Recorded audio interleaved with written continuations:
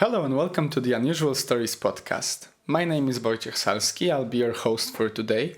And before we start, may I just briefly remind you, if you find this podcast useful, entertaining, interesting, or whatever else, maybe you just like watching me in the cupboard, then please do follow, subscribe, and share with your friends and family. It goes a long way, the hardest part is the promotion, really. And so if you'd like to support me in any of that ways, then please do. That would be amazing. Thank you so much for all of those out there who have been emailing me, or maybe sharing my work out there. It helps a lot. It makes the podcast grow. It allows me to touch more lives and ultimately, I hope, help and inspire quite a few. So if you'd like to know more about that kind of, support, or if you'd like to send me an email just to share a few kind words, then please do follow the link below, and I'm looking forward to hearing from you. Otherwise, please enjoy. I hope this episode, the second episode of our 13th season, funnily enough, which is a special number, I would say, is going to be interesting and insightful for you. So today, I would like to talk with you about a book that I've encountered synchronicity prone way, let's say. So just as a reminder, synchronicity, as Carl Jung has coined it a while back, is this sort of maybe serendipitous, so a coincidental, but maybe not so much coincidental, one could call it a fateful way of encountering something. So personally, I do believe in synchronicity, and I observe it in my life. And so, for example, situations might happen like I thought about something and then it shows up. I recently thought about getting myself a glass for Guinness with Guinness logo on it. And then I encountered one on the street the other day. Someone just left it there. And similarly, it happened with this book. So the book we will talk about today, which is a very unusual book for me to talk about, really, because most of the books we discuss are either personal development focused or spirituality focused, while this one, you might even be like, oh my God, what is it doing here? Is the book by Niccolò Machiavelli, The Prince, which I know, I assume it wouldn't be your choice if you were to tell me what to do an episode about. And let me explain first why did I choose to share it with you. In terms of the synchronicity that happened with this book is I think it was a few weeks ago, 2 or 3 weeks ago, I was listening to a podcast. And someone on the podcast mentioned this book and mentioned, Machiavelli, and obviously a few ideas came into my mind. I was always quite certain that Machiavellism is a sort of a negatively connotated for sure, outlook on life and on the world. It reminded me of Robespierre and, the French, the difficult times the French had during the Revolution, and the emotions that boiled inside me were rather negative, right? I was like, oh, that's a bad individual, and that's a bad book, and overall, it's nefarious and negative. But then I thought, do I really know? On what basis do I think I know these things to be true? And as with many things in my life, I believe that my thoughts about The Prince, about this book, and about Machiavelli's ideas are just sort of a mixture of whatever people told me in the past to be the truth. Many of those things I didn't even consciously accept. I sort of, someone said something about Machiavellian doctrine, and I thought, all right, that's that. And so I realized I'm truly ignorant about it. I don't really know what I know, and I don't know why I know those things. And so I started thinking, well, maybe I shouldn't discredit and discard this book until I actually read it. Similarly to reading, to be extreme in this idea, similarly to reading Mein Kampf, as much as I don't think it's that beneficial, or I do believe the book to be bad in general, whatever Hitler wrote in there, I do think there might be some benefit in understanding what it was written about, so we can understand what not to do or what thoughts to look out for in people around us into the future. It's a sort of this idea from Jim Rohn that you should both read the books that rich people read to become rich, as well as you should know what poor people read and don't read it, right? Or you should read an autobiography of someone who made it, who was successful, so you know what to do. And then maybe read a book by someone who was unsuccessful, so you know what not to do. And in this spirit of openness and maybe willingness to learn what I don't know, I've decided that maybe I will read the book in the near future. And so I went for a walk with Julia, with my girlfriend, and there is this little library in the park which basically works like, you can leave a book and give a book and then take one from there. And there it was. That literally happened in the, maybe within 2 days from that thought. So I thought, okay, well, that's a sign from God or whatever you believe in, that I should probably give it a read. And since it's not a big book as well, it's fairly small, although it is not written in the easiest form, but it's not a big book. You can manage to read through it even if you're not an avid reader like myself. I thought, well, why don't I give it a try? And then I thought maybe it will be beneficial to share it with my audience, since I don't think many of you will get a chance to read it. And I know that many of you wouldn't really think about reading it in the first place. I know I didn't. So the plan for today, for this episode, is I will talk about 3 ideas that Machiavelli puts out in his work, The Prince, and I will try to adapt them to be useful for us, because I don't really want this episode to be about morals or about like whether or not this book is good or bad.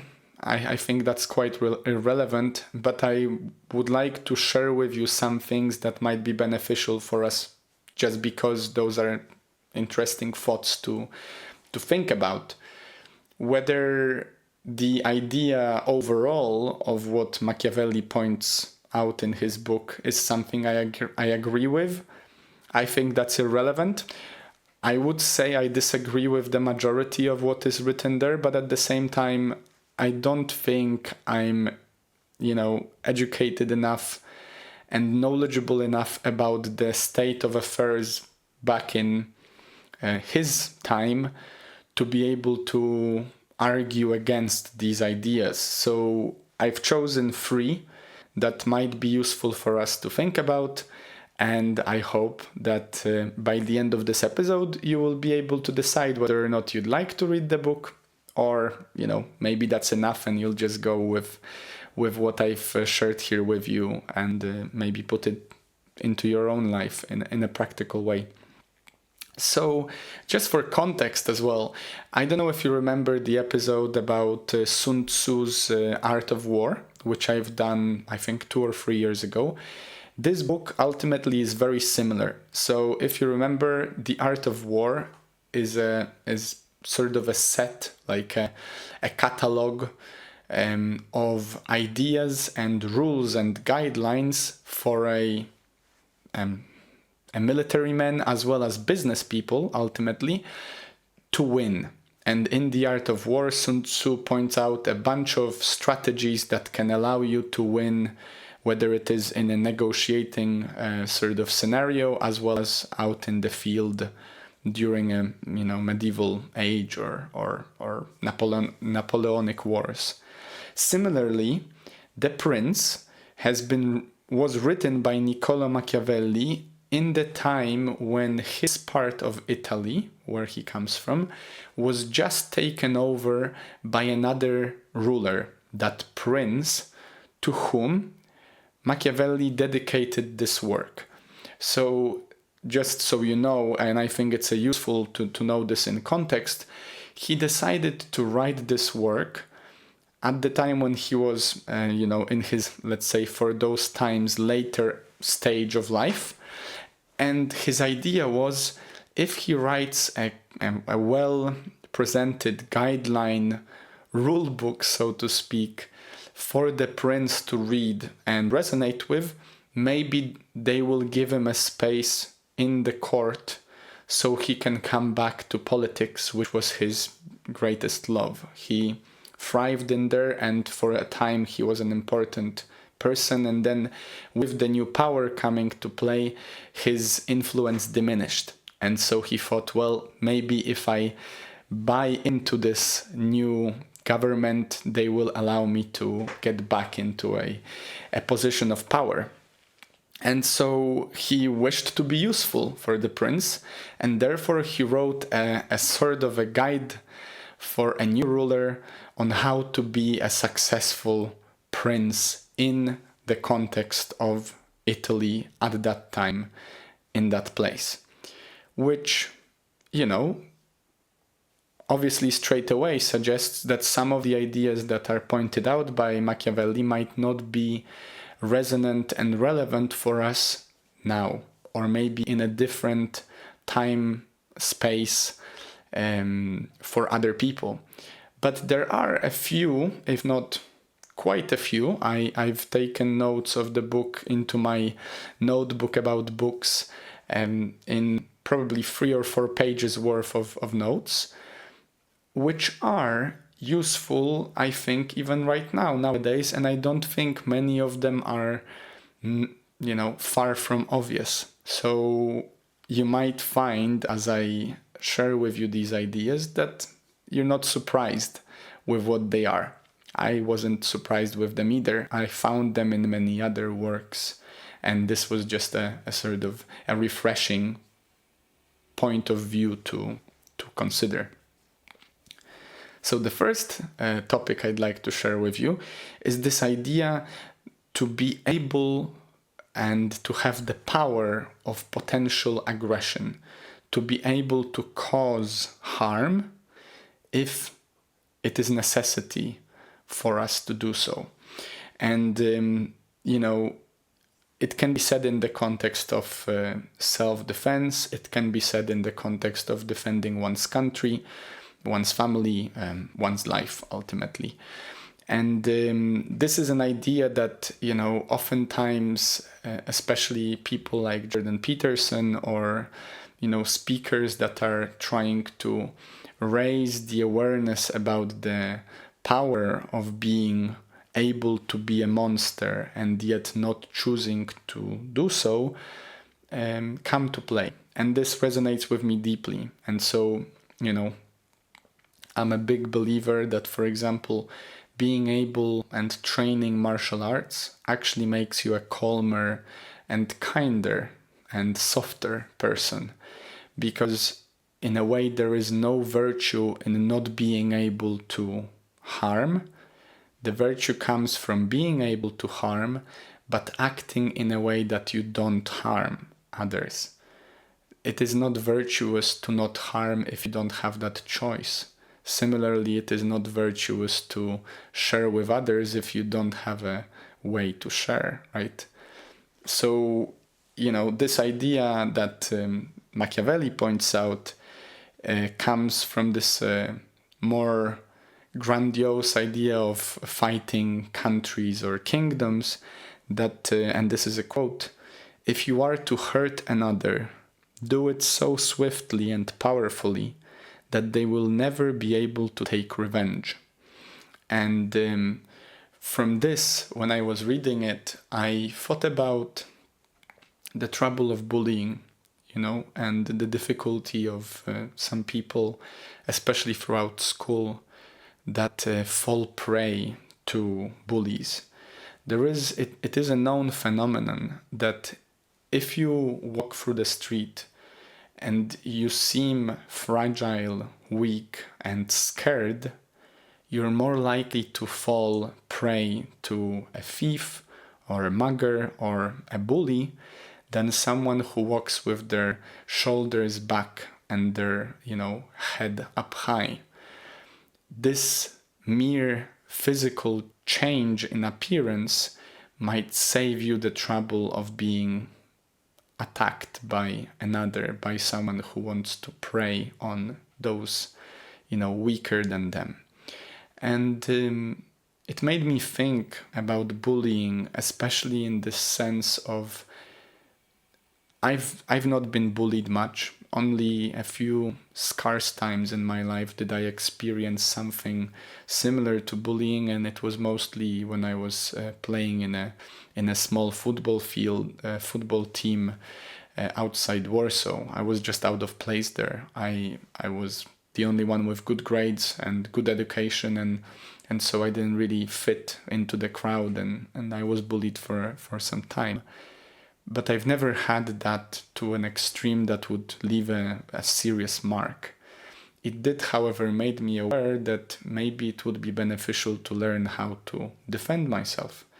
And obviously, I hope to never have to choose to act on that monster side of me, which I'm practicing, whether at the jiu-jitsu or kickboxing or anywhere else. But it does come with a big sense of power and security to know that if push comes to shove, I know I can do something about my situation.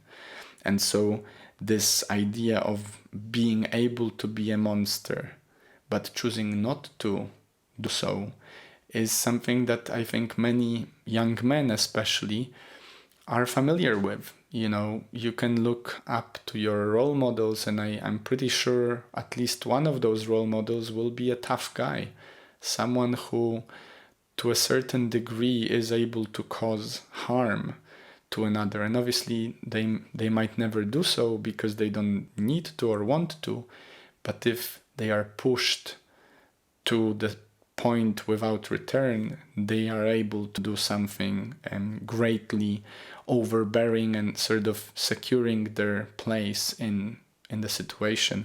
And it really spoke to me importantly in terms of bullying, especially that, I thought about my experience and I thought, if only I was able to defend myself once, strongly enough for the guy to remember not to bother me again, I would be at peace with him going forward. But because I couldn't defend myself and so I fell prey to that activity, I was then also recognized as a potential bullying subject to a few others, which otherwise would probably take notice that, someone attacked him, someone got their nose broken, now no one attacks him no more because they know they are risking their noses. And I think this is relevant to all walks of life, and I don't mean that aggression is something you should praise and act upon willingly all the time. Not at all. Quite the contrary. The idea here, though, is that there may be time in your life when you're really pushed to the limit, whether it is in your self-defense idea, maybe it's in career, maybe it's at the professional place or your family space, whatever. And it might be beneficial to know what you are capable of, so you can show your fangs, so to speak, so you can show your power when need be, so people that might abuse power over you would not be doing that any longer. And in the context of a country, for example, I do believe it boils down to the country's ability to defend itself and to secure its borders to the point that if the other country steps in, they are met with such an overbearing response that they remember not to do that again. And, if you think about it, even as virtuous and peaceful people as Gandhi often pointed out that if there are no other ways but to fight, one should fight. And to me, it seems like an obvious idea, not particularly complicated one, because ultimately, if there is no other choice and you cannot act, then you are by default defeated, and you are by default a victim to that situation. So I do believe strongly that there is power to be gained, personal power and public power, from just being able to act when time comes, if it comes. And unfortunately, our lives are so unpredictable and so complex that it wouldn't be a surprise that at some point one has to defend oneself in whatever means that may be. Obviously, many of us are privileged enough and lucky enough to be in places where we don't need to worry about our personal security. And for that, we should be grateful, deeply grateful. Now, the second idea that I'd like to share with you to maybe think about is the acknowledgement of role models in your life. And it is interesting that this book ended up being the second one I'll chat about in this season, right after the 7 Habits of Highly Effective People by Stephen Covey last week, because it does not stray far from the ideas that Stephen Covey points out.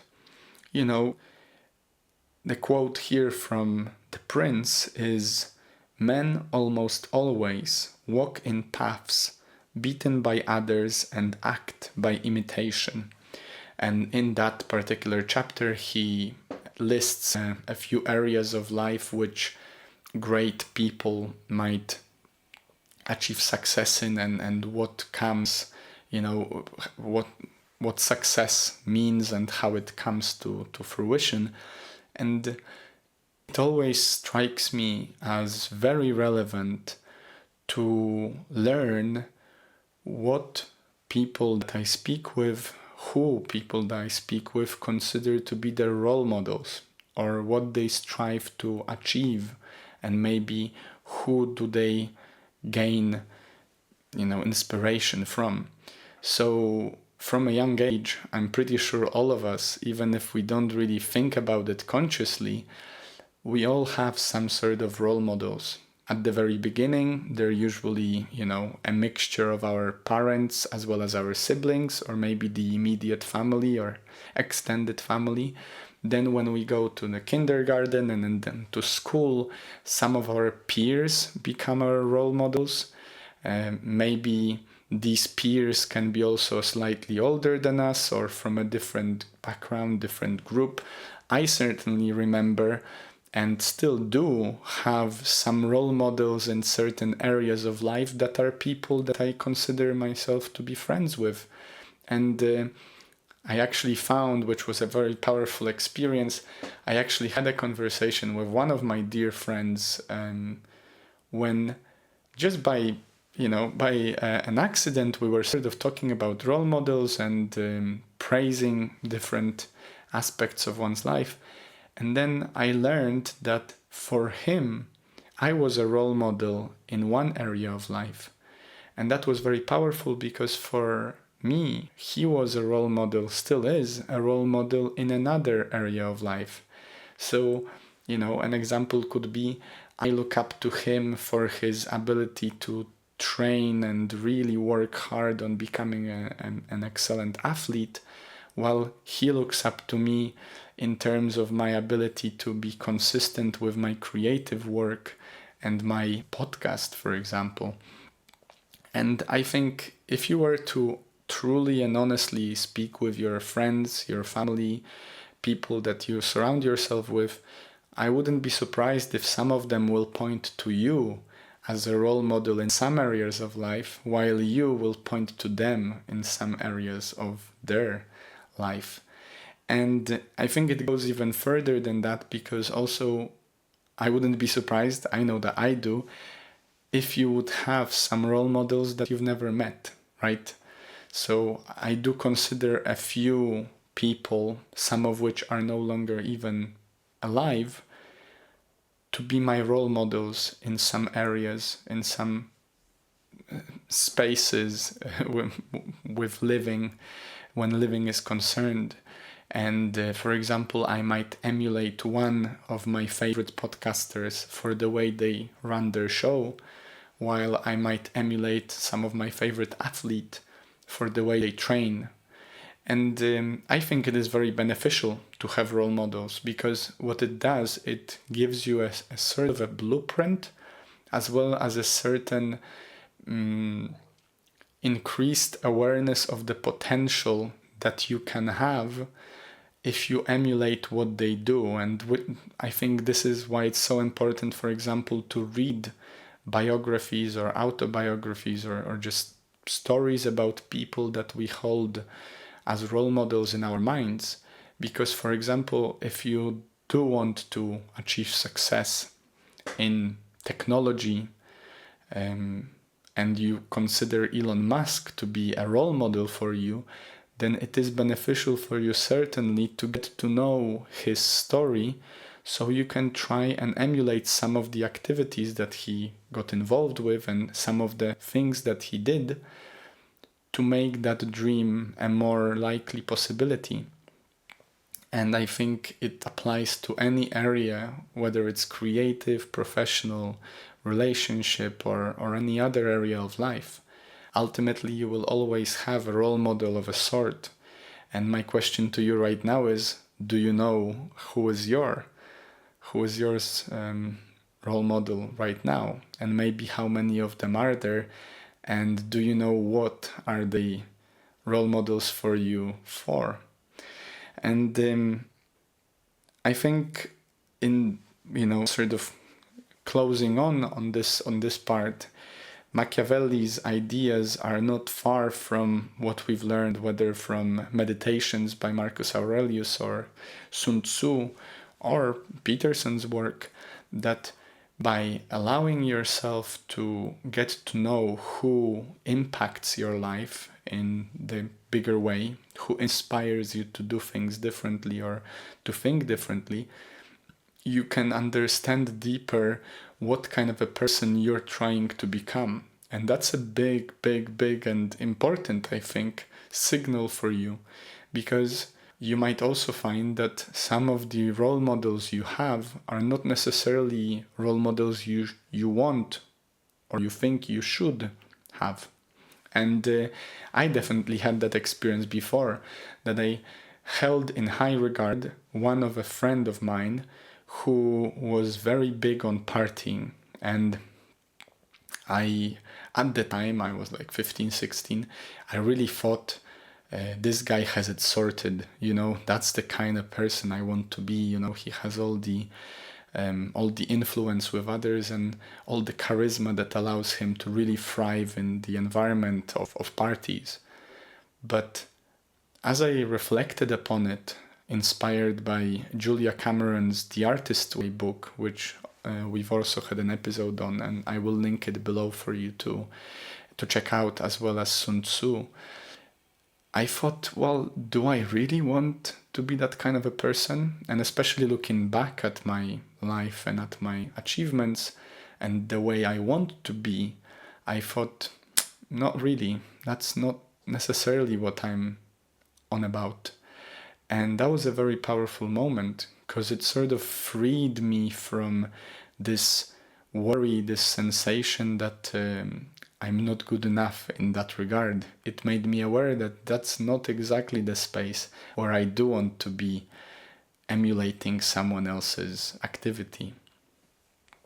Now, finally, the third major part of the book that really did echo with me and To tell you the truth, there are many more, and some of them echoed with me because I agree with those ideas, and some of them echoed with me because I strongly disagreed. And I do consider it to be valuable, as I said earlier, to know what I disagree with. So, for example, in the future, if someone will ask me, like, well, what do you think about Machiavelli and his work?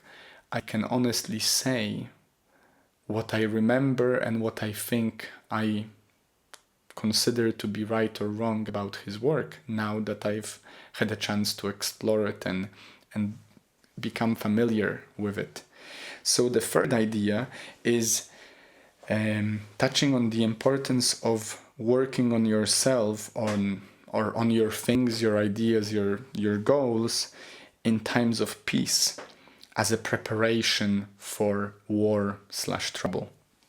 So, of course, as I mentioned earlier, please remember that this is written in a context of a despot, sort of a one-man band, a monarch, if you will, in a kingdom, or in a monarch space. So obviously these guidelines are for peace versus war times, but obviously they can be translated to both our, professional, personal, or relationship, or anything else life.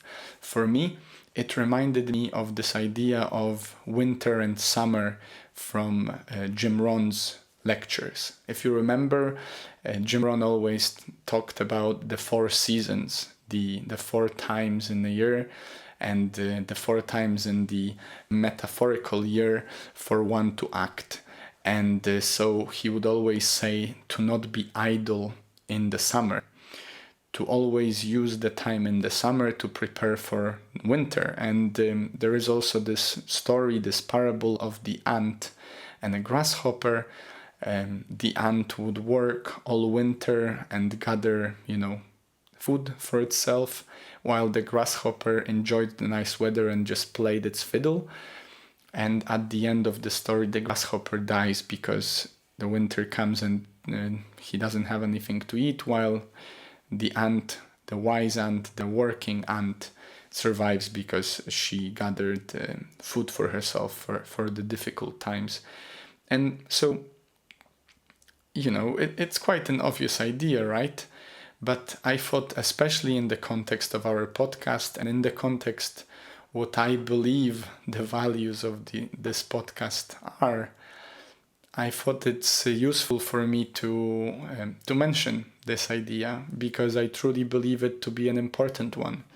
And, especially that we are in summertime for another, week and a half, let's say, supposedly even longer depending on the weather.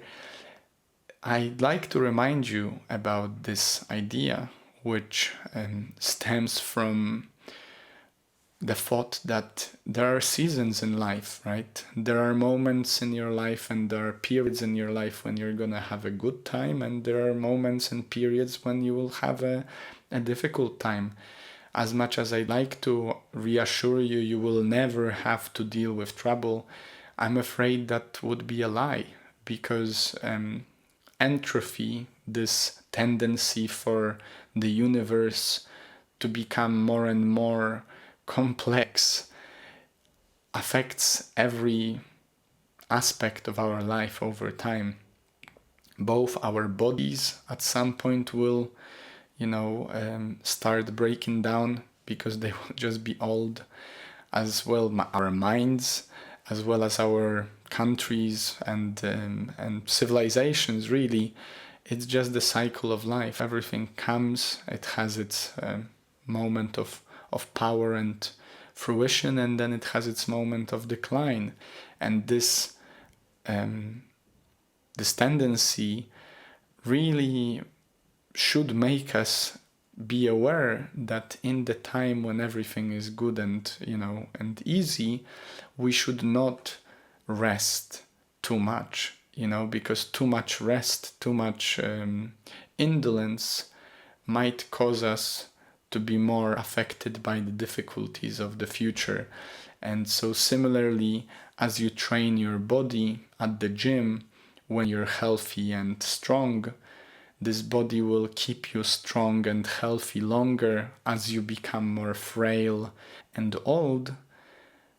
In the same way, training your mind while you can, or training your skills while you can, or taking the effort, putting in the hours to work on your relationship with friends, family, with your spouse when times are great, will pay back tenfold or thousandfold in the moments of stress, which are pretty much inevitable. We just don't know when will they come, but we know we will have to deal with them at some point. And Machiavelli's idea here is no different. It just is, written in context of a country preparing for war in times of peace. And there is the saying, I don't remember exactly who is supposedly coined it for the first time, that if you want peace, prepare for war. And it has been true for countries and civilizations since we know, and as far as we know, that those that were ready to face adversity when need be were more likely to sustain themselves and survive through the times of trouble than those countries that failed to prepare in times of peace. And my urgent message to you right now, whether it is in the context of financial stability and security for the future, or relationship quality, or career development, or reading more books so you can become, more well-versed in the ideas that you do consider important for you, is take this into account. Do not let yourself be idle in the times of peace, so to speak. And so, for example, for me, what I've mentioned 2 episodes ago, what is really important is to have a set of small habits that really take care of my mind, my body, my soul, and sort of my maybe knowledge that allow me to thrive throughout the times when I'm under stress, or at least survive when the stress is so overwhelming. These spaces might be beneficial for me to fall back onto, because the muscles that I'm building, both mentally and physically and spiritually, will be the muscles that I'll use to face the adversity going forward. So finally, as this episode is coming to a close, I'd like to leave you with an invitation. Of course, my first invitation, as always, would be, if you found this episode interesting, give yourself a chance to read the book. Maybe you'll find it inspiring enough or interesting enough to discuss with a friend, and worst comes to worst, you will know a little bit more while you don't or while you do agree with Machiavelli and his ideas. Secondly, the invitation for this week for you to ponder and to act upon is to think of one role model you have. Maybe you can think of a few, but for sure think of one role model you have in your life, and try to figure out what values, what ideas, or what things about that role model really makes them your role model. So for example, if your role model is a famous musician, then what do you think they stand for in your mind? Is it their consistency of work? Is it their ability to work with the crowd? Is it their charisma? What is it? And so once you have these values, these ideas potentially written down, I think it is beneficial to write things down, then ask yourself, what could you do on the daily basis or what could you do today? What could you do this week to bring those aspects, those character traits of a role model of yours, or maybe their success story, to your life more? Maybe it is to practice a bit more playing the guitar, or maybe it is to work a little bit more on your public speaking skills, or maybe it is to become better learned about their story so you can come up with some ideas. What can you do? So by doing that, you will not only improve your possibility of emulating that role model, but you will also, most importantly, become aware of what role models you hold in your mind. And there are many things in life that we don't really consider on a daily basis. We just allow them to be. And I do believe a big part of becoming a better person is to first realize, what do we think about things around us and what do we really stand for? What do you stand for and what would you like to stand for? So yeah, other than that, I hope that this episode was useful and interesting for you. As I said earlier, there will be a few more sort of random, not random, but random in a sense from different authors' books, and then we'll finish off this season with a few different books by David Hawkins, the author of The Letting Go, which is the most loved episode on this podcast. So yeah, other than that, I hope you have an amazing week. Good luck with everything. Stay happy, stay healthy, and I'll see you next time.